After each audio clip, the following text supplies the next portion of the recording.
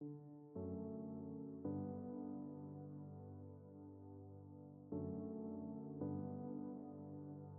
dia, meus irmãos, graça e paz. Deus abençoe o vosso dia. E Deus lhe dê um início de semana abençoado e uma semana abençoada. Vamos fazer a leitura do último texto de Atos 21, encerrando hoje a nossa série neste capítulo. Vamos fazer a leitura a partir do verso 33. O comandante chegou, prendeu e ordenou que ele fosse amarrado com 2 correntes. Então perguntou quem era ele e o que tinha feito. Alguns da multidão gritavam uma coisa, outros gritavam outra. Não conseguiam saber ao certo o que havia acontecido por causa do tumulto. O comandante ordenou que Paulo fosse levado para a fortaleza. Quando chegou às escadas, a violência do povo era tão grande que ele precisou ser carregado pelos soldados.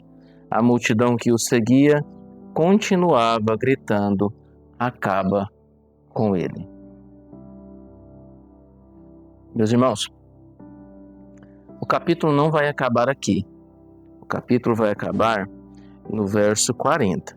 Entretanto, o discurso de Paulo vai ficar para o próximo devocional no livro de Atos, tá? Por quê? Porque é uma sequência mais fácil de se entender.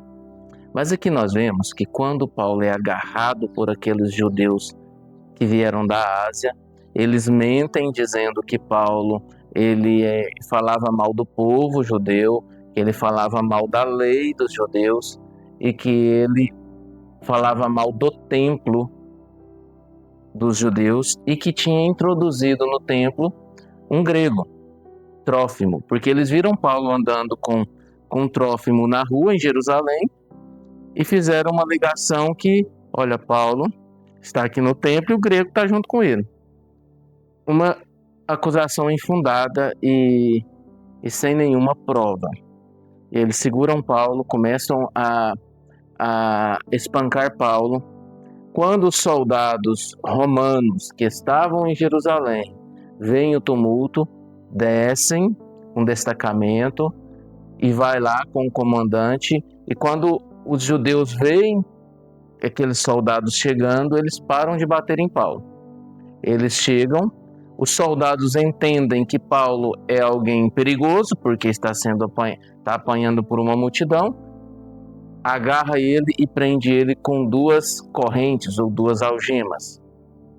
E aí, eles não sabiam quem era Paulo, e eles tentam entender o que estava acontecendo, mas a multidão, alguns diziam uma coisa, outros diziam outras, e outros nem sabiam o que estava acontecendo, mas estavam ali no tumulto.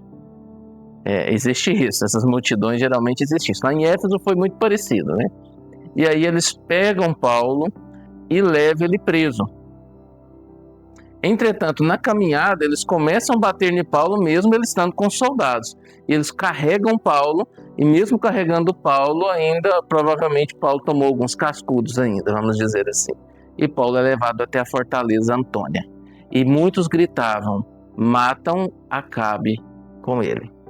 Então nós vemos o que Paulo está sofrendo aqui é uma pré-figura do que Cristo sofreu, né? Os soldados, muitos soldados ali, Pilatos, eles tinham ouvido falar de Jesus, mas eles não conheciam Jesus. Quem entrega Jesus para Pilatos são os judeus. Quem entrega Paulo para os romanos, para o comandante romano, são os judeus.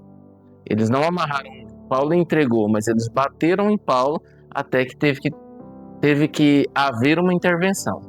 Então, o que o profeta Ágabo, ele fala, se cumpre.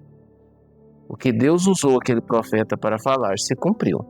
E aqui, a fúria daquele povo para com Paulo não era diferente da fúria do povo para com Jesus. Então, voltando aquele pensamento, aquilo que Jesus disse, não pense que porque o Senhor sofreu, vocês não vão sofrer. Vocês vão sofrer porque o Senhor sofreu. Então, isso é algo que nós temos que ter tranquilidade sobre isso. Sabe o que eu gosto de fazer? Eu gosto de estar preparado para o pior, para que eu não seja pego de surpresa. Então, assim, eu não espero coisa boa das pessoas, mas se vier coisa ruim, se vier difamação, eu sei que isso pode acontecer.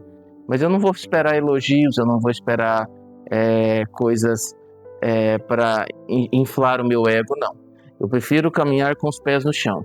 Acho que nós, como cristãos, devemos caminhar assim, com os pés no chão. Porque o nosso local não é aqui, o nosso destino eterno não é aqui, nós temos uma outra morada, Jesus já preparou e Jesus vai nos buscar. Então nós temos que viver o aqui pensando no lá. E é assim, com tranquilidade e principalmente com paz. Paz em relacionamentos, paz da salvação, a paz profunda que excede todo entendimento e a paz que faz a nossa ligação com Deus.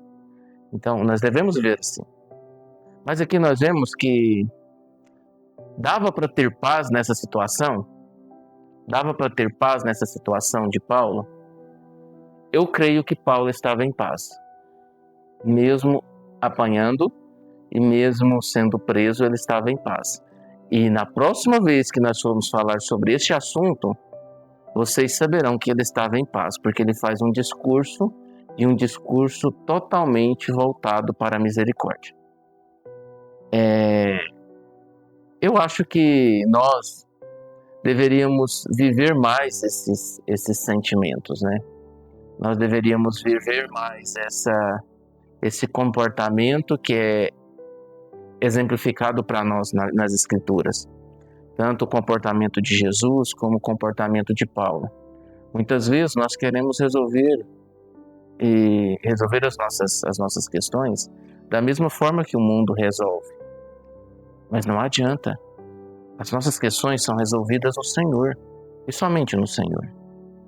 Paulo se entregou naquele momento para aquele sofrimento porque Deus tinha um propósito na vida dele. E a vontade do Senhor ia ser cumprida, mesmo por meio do sofrimento. Então, meus irmãos, às vezes há uma multidão contra você. Às vezes você está apanhando de todos os lados. Mas se você está em paz com Deus, fique tranquilo.